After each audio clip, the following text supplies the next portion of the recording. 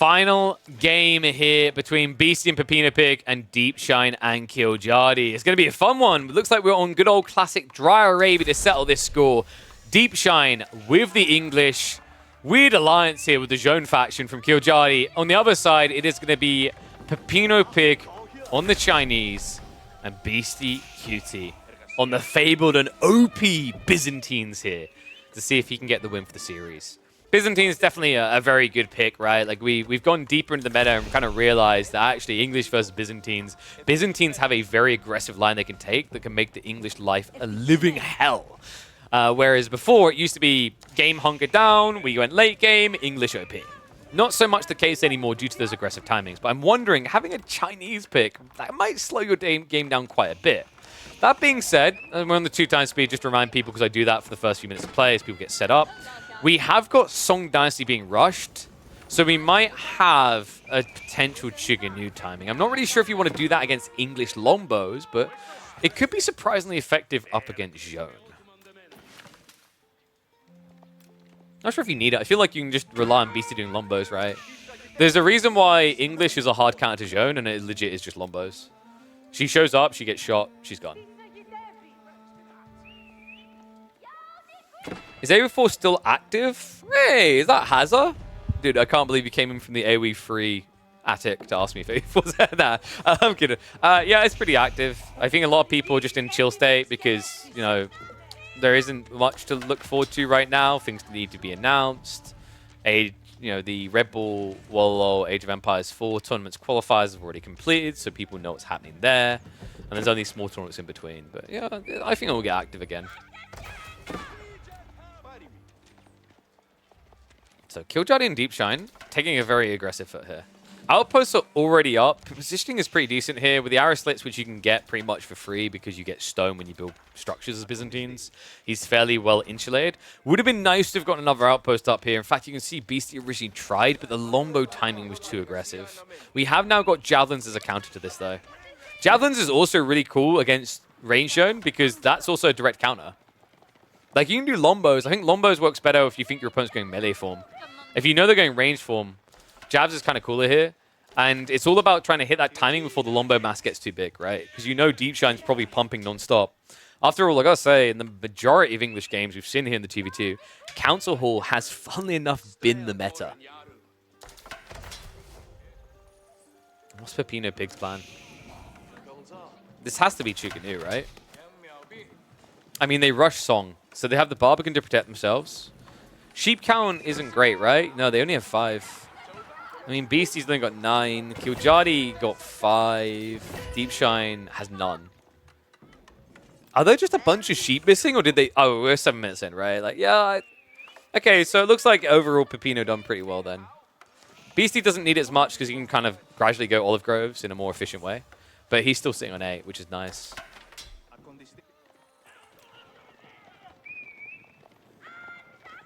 And this is kind of one of those situations where Killjadi's looking at the state of the game and going, damn, I wish I had Melee Jeanne. Melee Jeanne is so nice against mass spears. You get so much damage done, right? Like, it just feels like you're being fed. It's awkward the way this is divided, by the way. I think this is really good for Beastie and Pepino. Killjadi's just being chased away by mass spears. The spears are meant to be countered by the longbows, but they're on the absolute opposite side of the map right now. Post is at least going to go down, but Beastie... starting to get a few Limitana together. I wouldn't be surprised if we see him drop an archery range. It sounds kind of weird, but might be necessary here.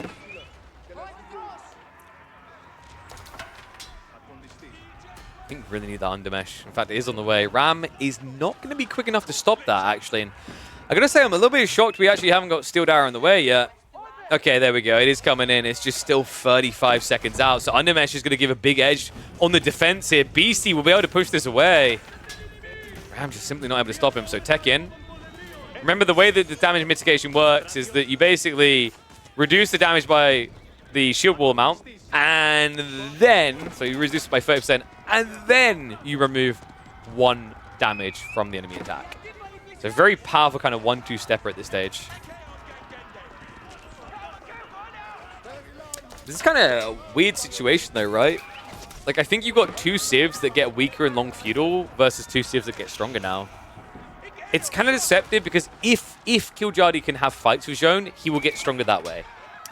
But outside that, it's just one-sided, right? The systems will escalate over time. The olive groves will increase and become very efficient. And then you've got Song Dynasty, right? Pepino Pig is already up to 41 eco. Meanwhile, Kiljardi down at 33. It's already a pretty substantial lead. Now, of course, some of that is in taxmen, but some of that is just raw economy via villages. So yeah, I do think that Deepshine and Kiljardi need to make something happen quite quick. Or they need to go for a tech play. Is this from yesterday? Yep, we're catching up on a bunch of the games that happened on the weekend because not everything got cast. We're basically I want to say we're like becoming the go-to place to catch all the tournaments. Without sounding too cocky about it. We basically fill in all the gaps that a lot of schedules have because they aren't able to cast all games, and we fill that out over the week. And then there's a bunch of different tournaments that don't have official coverage that we cast as well. So yeah, tip of the hat, mate. If you're looking for tournament action, especially in the midweek, can't think of a better place to go. If I do say so myself, he shuffles the tie he's not wearing. Oh, this is greedy. Oh. Kiljardi. Pepino Pig. I mean, that can still hurt, though. Villagers do at least have textiles, but Pepino Pig. Ooh. That was so close to a disaster. Barely slivers away there. All of a sudden, Pepino Pig is like, why am I defending your ass? Steal your own base. I got to get back home. BC has at least now got the walls up. So a lot of extra berries being secured on that flank. I think they've weathered the storm, man. I thought maybe Deepshine or Kiljardi would be going for some sort of eco-inflation behind this, but it is all in, right? I think Deepshine is now saving up. Kiljardi is going to try to apply some more pressure because he reaps the rewards from Jeanne XP, right? Whereas Deepshine just kind of gets hurt the longer this happens.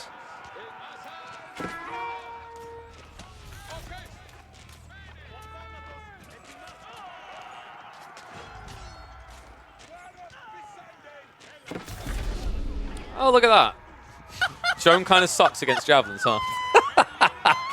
What's up, Hacken? Thank you very much for the resub, bud. Welcome back to Swarm.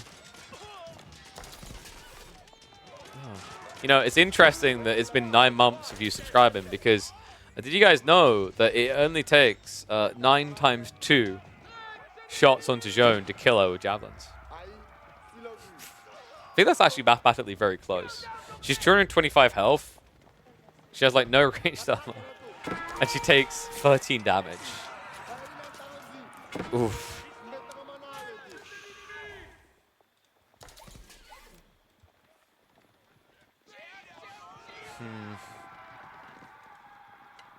This is... That has to be the out, right? Deepshine has to be on the way out. Yeah, Castle's getting close. I think you just pull the trigger. Like, even this ram play just feels a bit questionable. I just don't think you're going to do much damage. I mean, I guess you could justify it by breaking down the walls and then going raiding. JD's a teenage girl, right? How tanky should she be? Yeah, but JD is a teenage girl who's drank 4 liters of JD, all right? She feels no pain, she gives no dams, and she's going to beat the crap out of you. Just not in this game. Some people are like, we need to nerf the rate of XP gain for Jeanne in team games. I'm like, okay, but we need to increase her firepower. Come on, let's be fair about this. Give her a level 5. Level 5 is just she becomes a flying unit. Just Jeanne with a jetpack. A Jeanne pack. A Jeanne pack? A Jeanne pack. Yeah, there we go. That's the word. King's Pass now coming in. BC already taken up, and there it is. Oh. There was hope, but where there was hope, there shall now be pain. 15 seconds until Deepshine is going to be full on ring in the chat. Rams are moving in, though. In Limitane, they have to commit to this. Here we go. Spears fall up as well, so enough to shove him away. But here comes the thing that's going to push him away indefinitely. It's mango tower time, baby. What's that? You couldn't get your 5 a day? Don't worry. Have some mangoes. Me likey very much. Knight's now going in as well, but they are only feudal age. Limitana yet to be upgraded, but I imagine that is on the way soon for Beastie. Although, hold on a sec. Hold on a sec. What? He had the gold. Beastie, he never queued the upgrade here. So no veterancy and no mangoes. Killjardy and Deep Shine say fruit. What a fruit. Defense tower is now gone. Pino Big is bringing in reinforcements now. Keep in mind, they've got their own granary transition, which is half complete. So they've got a lot of food to add into this. But right now, Beastie is limited on what he can contribute. Night Raid going in into the concave. Sometimes defensive chopping works against you. Beastie pretty much setting up his own grave there. Big hit by Killjardy. And remember, Deep Shine also is in age 3, so we should start to see men-at-arms on the way soon out of the player in pink. Quite the potent punch that could be on the way. Killjardy, meanwhile, almost at level 3. And we're probably going to be looking at the champions. Remember, the men-at-arms choice for Jeanne gets bonus damage against spears. Right now, that makes up pretty much the whole defense strategy from the West Side team. Damn, I really thought that Mango Tower was going to be more impactful, but they refused to let it get its time in the limelight. In the spotlight. Limelight? That's right, too. Jeanne is going to die. Oh, that's the worst feeling. That means a buyback costs 500 gold. Yeah, I think you just wait it out, to be honest with you. Tech up's more important. Killjardy has got the resources now to go Castle Age. Such a tilting feeling. You're like, woohoo, we made it. That's one of those situations where Killjardy should just lean into the idea that he's this old man and just have the reaction speed of like an old man, you know? Because if he had the reaction speed of an old man, he would have saved himself 250 gold. Instead, I think he did actually legit just buy it back. No? Okay, tech up coming instead. Good choice. So Raw Institute coming in. Knight count is only 12, but he knows what he wants to keep ramping here, right? And your job is not to be greedy, your job is to be aggressive. The greed will come from Deep Shine, who has that 2 TC build.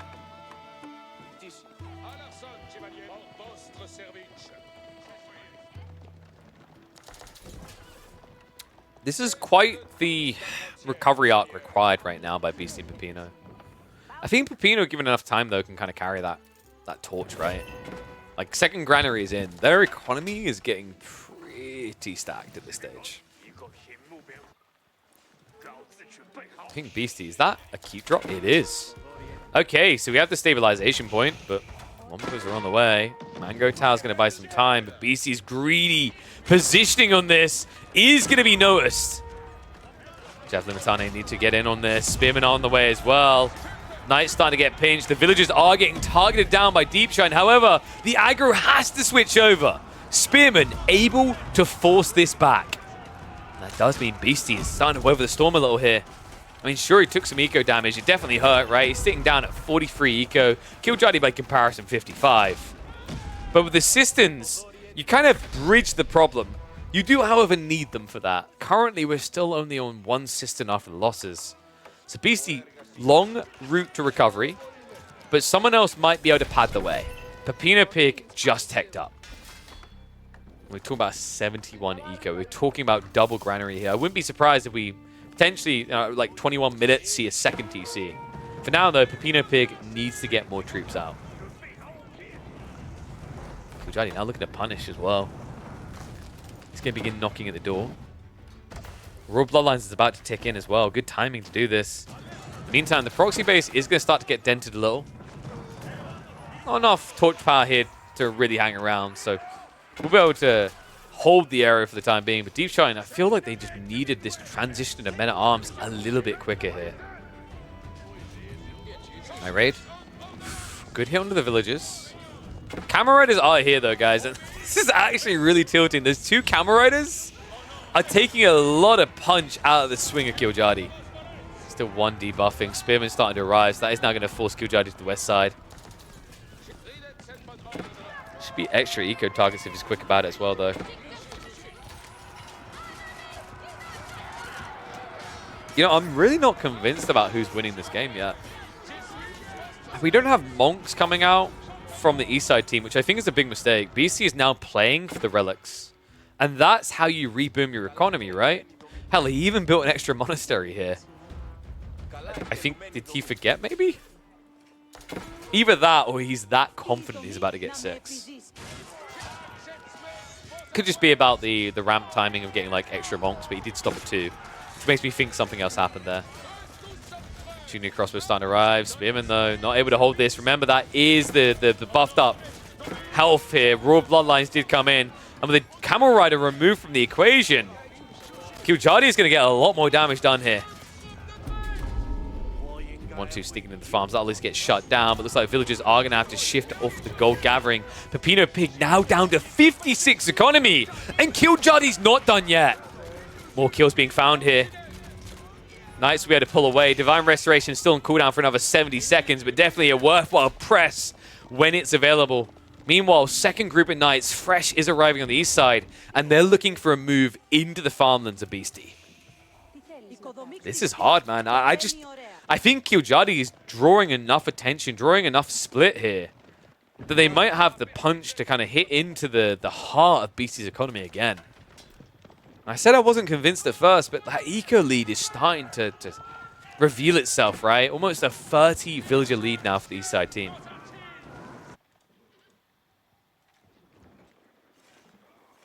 Only one relic home so far. Kiljardi doesn't have a quick way out here, but who needs one? Oh no.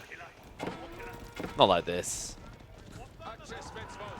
I mean, he can just run by and straight back to the economy again. Need to be careful with Jeanne. Divine Restoration available again in 20 seconds. And, I mean, the Chivalry has kind of done a decent amount here. Might not even be worth using that Divine Restoration now. That does reveal what they're up to, so he now knows it's a play for the relics. It looks like Kiljardi himself is also now targeting that as a win condition.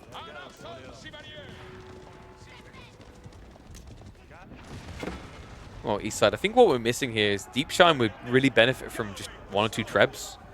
Start to kind of creep the pressure, right? Force Beastie to come to you, because right now it kind of feels like you're trying to bludgeon your way into the base. And between the keep and the Mangonel placements, that is quite expensive to do.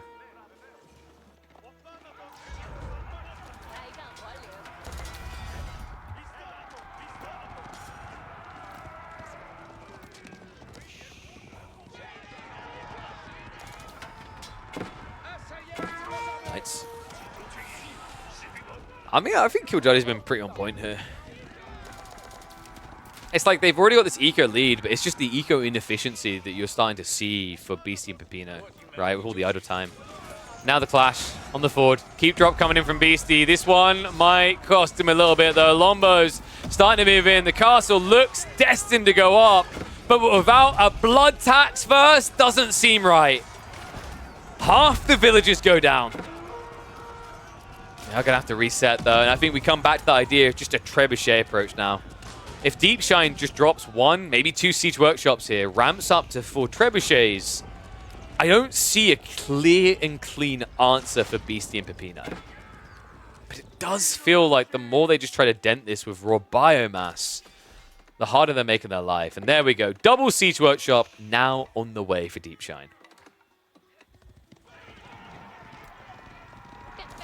Kiljardi's just been doing so much work with this. So with double the military just idled up chasing you, right? Even Sean's champions in the corner. Oh, that's actually brilliant. No one needs to know that we smuggled these in here.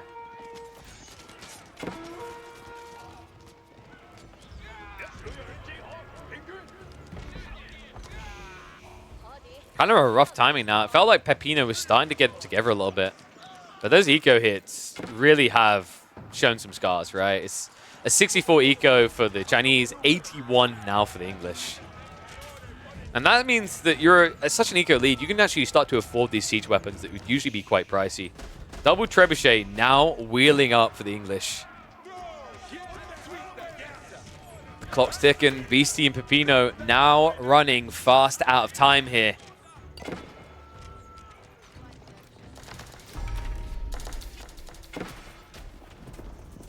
Killjardy coming again. This boy is up to 29 of these Royal Bloodlines Knights. And because he sees the reaction from BC and Pepino on the side, because he forced this reaction into the corner, he now knows there is an open goal on the north side.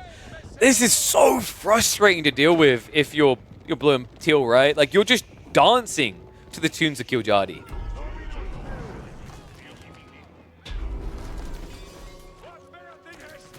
BC now just trying to recover eco, right? Second TC coming in. Knights are going to have a field down that west side. That also means that Pepino's going to have to defend their own base, which means now the Trebuchet play can't be counted. Like, this is just very beautifully elegant. Like, it's 2 steps ahead every time out of Deep Shine and Killjardy. And BC Pepino, I think they came to play an RTS. They didn't realize that this was going to be a fireman simulator because they've pretty much just been running around for the last 10 minutes putting out fires. Now they're going to get put down. Killjardy, even without a guild hall, he will not be stopped. Red Palace now on the way.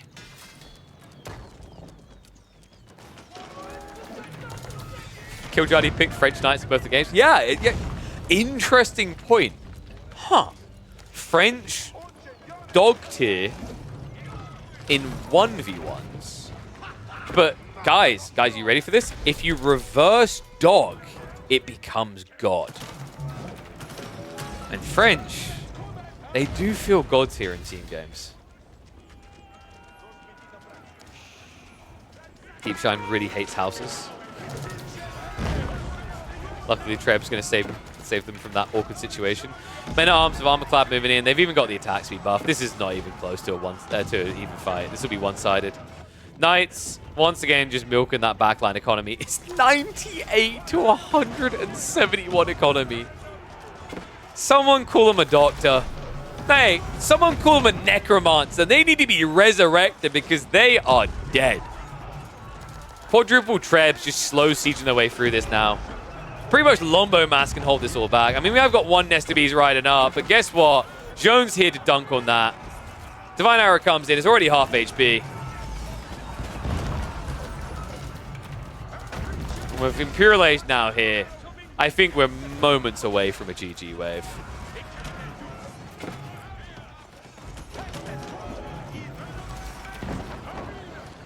I mean, Pepino had the right idea getting Nest of Bees now, right? But too little too late. At this point, they're just processing the loss. Unexpected result, though. Yeah, I said in 1v1s, Killjardy's win record against BC, I don't think it's that good in competitive play. But it turns out in team games, he may have the edge. A 2-1 scoreline. And much needed points for Killjardy, because I think BC was in Plowtown Central through the group stage at this point. Looking very cozy to make playoffs. Killjardy finally able to nibble at the heels a little here.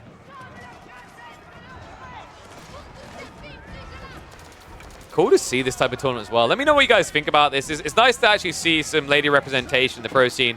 Get this kind of mixed format to give that experience. You know, I know some people sometimes say they're not the biggest fan of these women-only leagues or whatever. The whole point is giving the realm of experience, giving the opportunity that usually they're deprived of. And nice to see this mixed format tournament that gets them that experience with some of the absolute best in the game.